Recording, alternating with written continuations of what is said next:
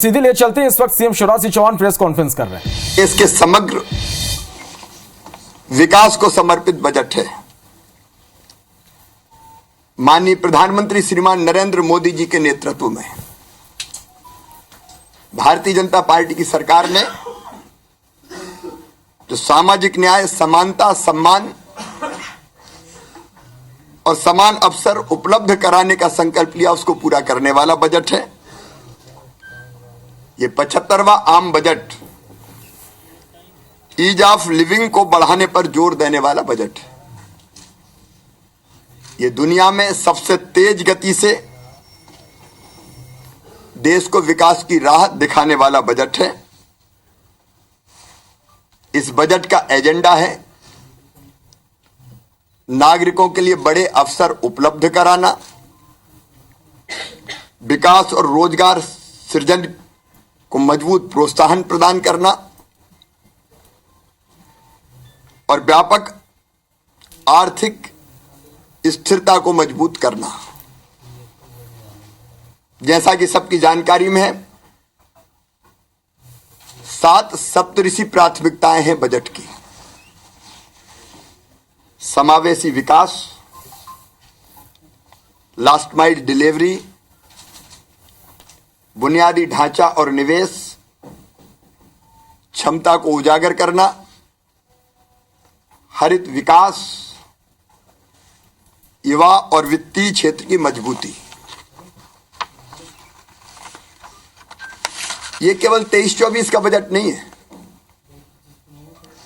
बल्कि देश के लिए अगले 50 साल हेतु विकसित अर्थव्यवस्था की बुनियाद रखने वाला बजट है। देश के मध्यम वर्ग को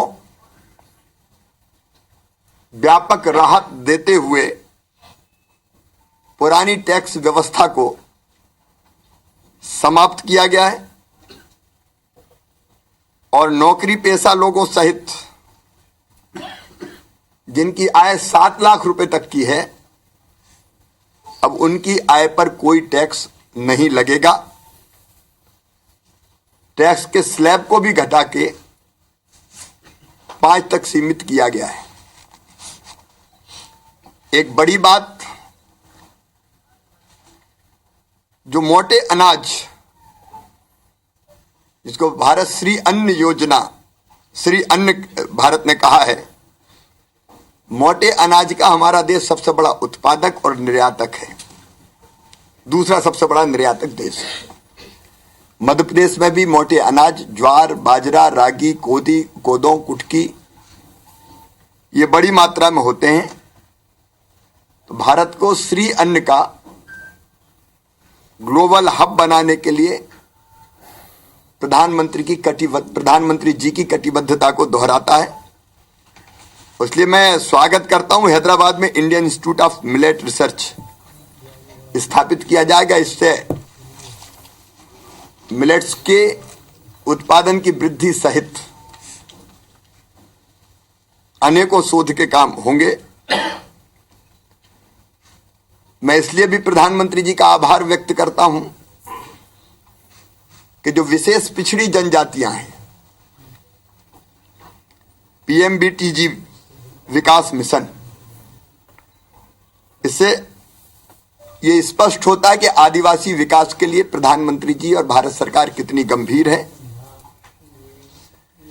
15,000 करोड़ रुपए का इसके लिए कोष बनाया गया है बुनियादी सुविधाएं देने के लिए। बच्चों और किशोरों के लिए राष्ट्रीय डिजिटल पुस्तकालय की स्थापना एक बहुत स्वागत योग्य कदम है।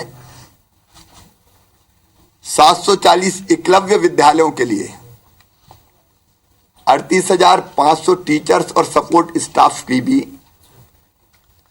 3 साल में भर्ती की जाएगी। तो ये हमारे जनजातीय बच्चों की शिक्षा की दृष्टि से बहुत स्वागत योग्य कदम है।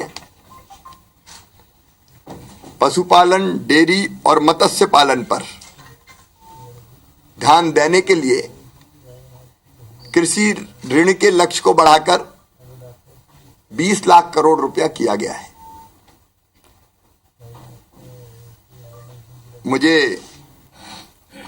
एग्रीकल्चर और एलाइड सेक्टर्स को इससे बहुत बढ़ावा मिलेगा, ये विश्वास है।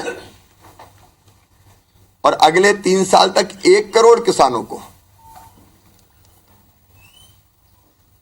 नेचुरल फार्मिंग, प्राकृतिक कृषि के लिए मदद की जाएगी और 10,000 बायो इनपुट रिसोर्सेज सेंटर्स बनाए जाएंगे। ये बहुत दूरगामी फैसला है। केमिकल और फर्टिलाइजर के उपयोग के कारण हमारी धरती की जो स्थिति आज हो गई वो उससे हम सब परिचित हैं और उसके कारण जो मानव स्वास्थ्य को और केवल मानव नहीं जीव मात्र को जो नुकसान हो रहा है वो भी हम जानते हैं।